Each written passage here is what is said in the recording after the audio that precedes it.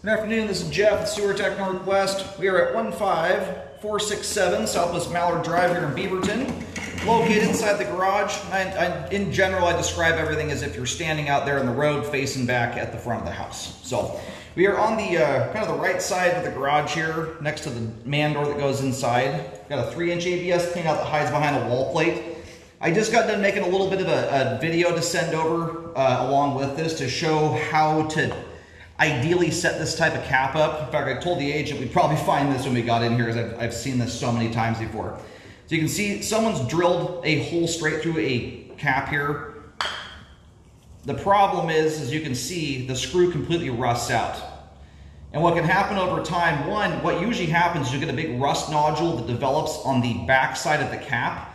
So when you go to unscrew it, that nodule will prevent you from actually undoing the cap. The other thing that can happen, as you can see, as it rusts down, is it loses diameter, and that hole can start opening up. I've actually seen, been doing this 15 years now. I've seen scenarios where water's actually been able to, it's usually not gushing amounts, but water can actually escape the cap. So ideally what you use here is you just put a new style one of those on there and just avoid putting the wall plate over it. And or what you do is you get a cap, they come in slotted and square head format with a brass eyelet. That way it prevents you from actually, well, under ideal circumstances, sometimes you have to cut the screw down for it to fit properly, but that way you don't punch the screw all the way through the clean out cap. So more than anything, they're just problematic for being able to undo the clean out cap. I've had some of these that prevent you from just about even being able to do a sewer scope without doing quite a lot of work to get them undone. So anyway, I've gone through my car there, trying to find some things that'll get this button back up. Anyhow, back onto the sewer scope here, checking the overall condition, serviceability of the sanitary sewer line. We just dropped in and zeroed out at the underneath the floor. Off we go here. And we do have water currently running. So anyway, back to the cap thing, if I don't have a screw that will fit into that hole at this point, what I'm gonna do is, that screw does still bite in. I may use that to secure the wall plate back over the top of it, but I will cover over it with some waterproofing tape.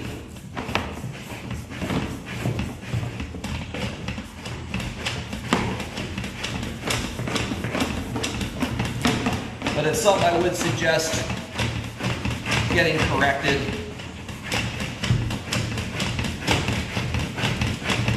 Luckily, we're in a garage down here, not in the interior of a home where those cover plates aesthetically are a little more meaningful.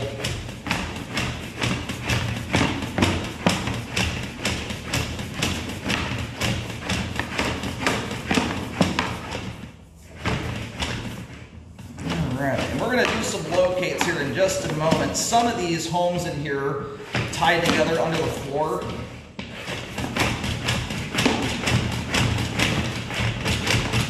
And we're out in 30-34 now, so it looks like we're outside.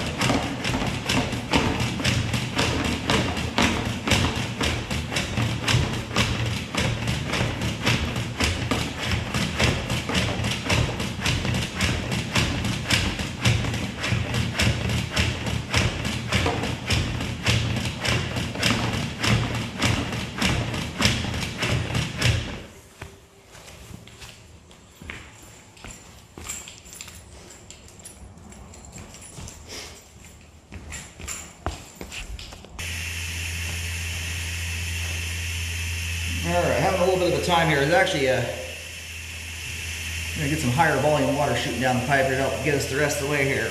There's the main.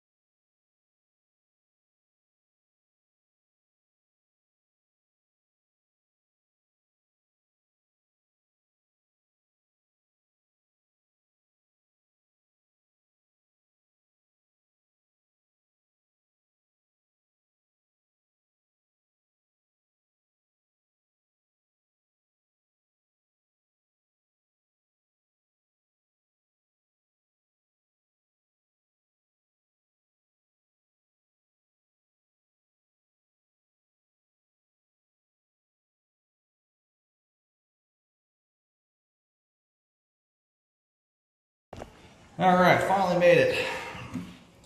That is a beast to push through. There's the main. We're gonna go locate really quick here while the pipe drains off. And we'll pull back and take a better look.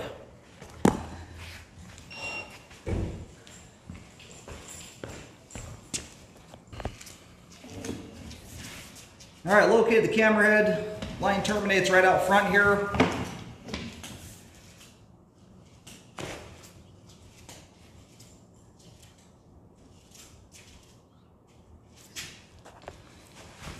All right, so at this rate here, all water's turned off in the house. These very commonly are tied together sewer lines. So the water we have going through the pipe right now is neighbors.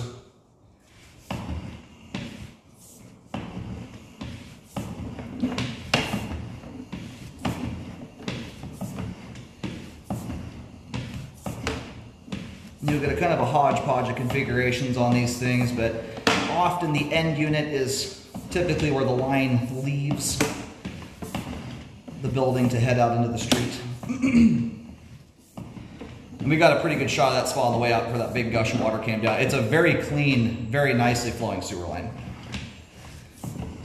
You got good neighbors in here that aren't, there's a little bit of grease buildup in the line, but relative to most lines with multi-family setups, very clean.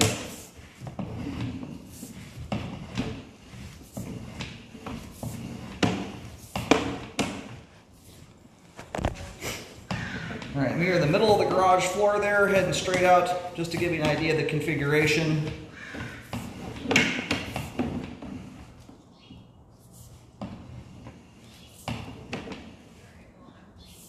I'm going to stop periodically, just watch that water, make sure it's still trickling. I just don't have control over the neighbors, unfortunately. All right, fabulous. Very nice looking sewer line. Good flow end to end. All the ABS and PVC pipe is in good condition. All of it drains off nicely. I know towards the end there we had a big gush of water from the neighbors come down there. I got a better shot of that when we were advancing out. Line drains off beautifully.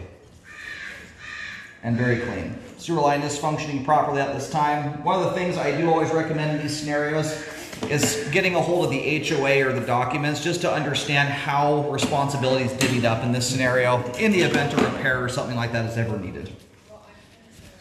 And yeah, sewer line is functioning properly at this time.